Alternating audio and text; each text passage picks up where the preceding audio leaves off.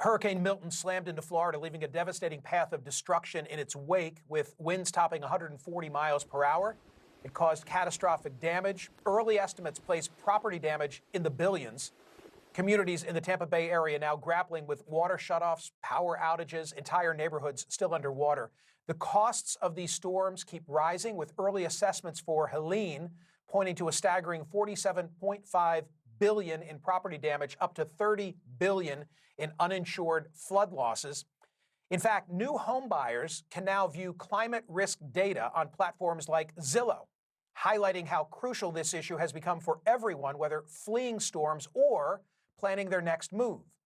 But these aren't just isolated events. As we witness more frequent and intense hurricanes like Milton and Helene, the larger story emerges about how Americans are adjusting to a world where climate disasters are becoming the new normal.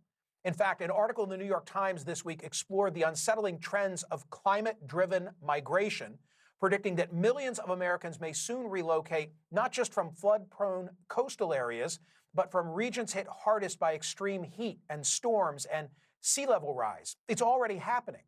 According to research from First Street, over 3.2 million people have moved out of vulnerable areas like Miami and Galveston.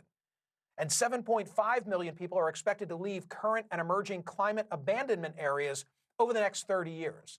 For a deeper dive into how these climate crises are transforming our landscapes and our lives, let me turn to the man behind many of these findings, Jeremy Porter, the head of climate implications research at First Street. Jeremy, thank you so much for being here. So are we at a point now where if you're looking for a home, you say, well, how are the schools? What's the crime rate like? How are the taxes? And oh, by the way, how much extreme weather am I going to face?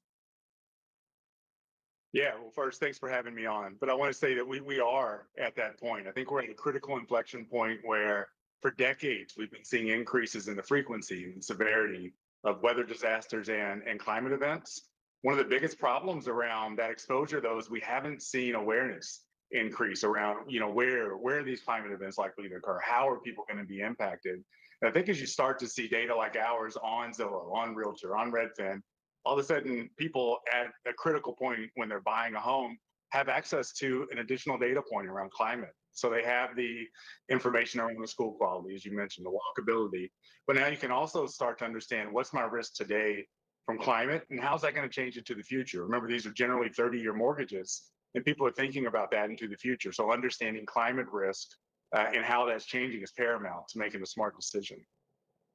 Where do you already see this? I referenced Miami, I referenced Galveston, but where in the data do you see the impact of migration tied to extreme weather based on climate change already taking place?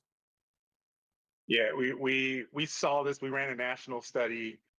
It's really interesting because the national narrative has been that people are flocking to risk, and in a lot of ways, for over the last half century, we've seen this kind of Rust Belt to Sun Belt movement at a macro level, regional migration, where we see a lot of exposure to climate risk, wildfires in California, hurricanes in Texas, hurricanes in Florida. But what we saw in our study was that if you drilled down and you started to look at a more hyper-local level, and you started to understand, within cities, and for context, about 85% of all residential moves every year are local as opposed to cross state lines.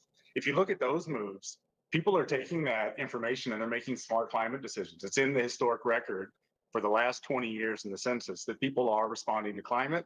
They're leaving places that have climate risk, and they're moving to places that don't have climate risk. I think one of the really, really interesting points about this is I think we're just at the tip of the iceberg.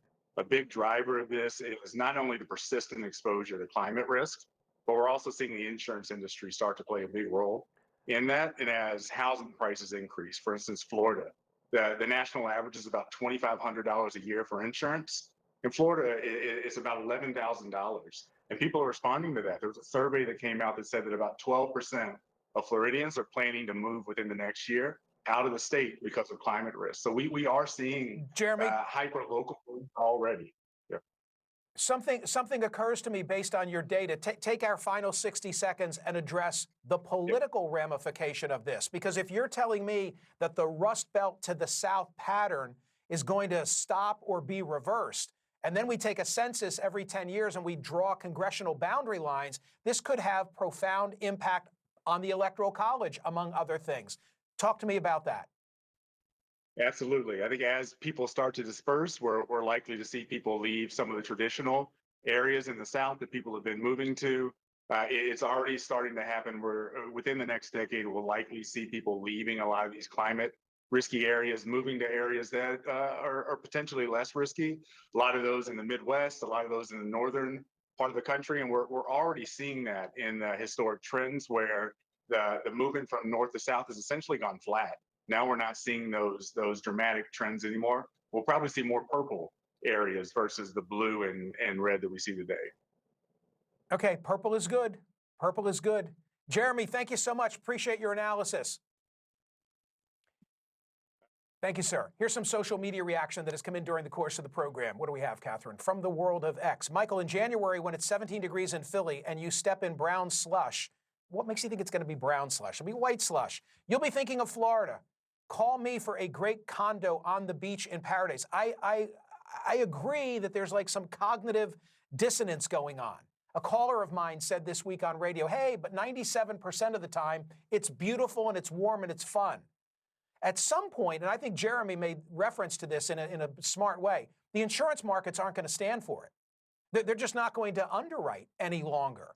And I'm thinking in the future, don't know if I'll live to see because it may take a few decades to play out, but this could have a profound impact. One last thing. Somebody else called my SiriusXM radio program this week, and they introduced me to the term halfbackers. I'd never heard it.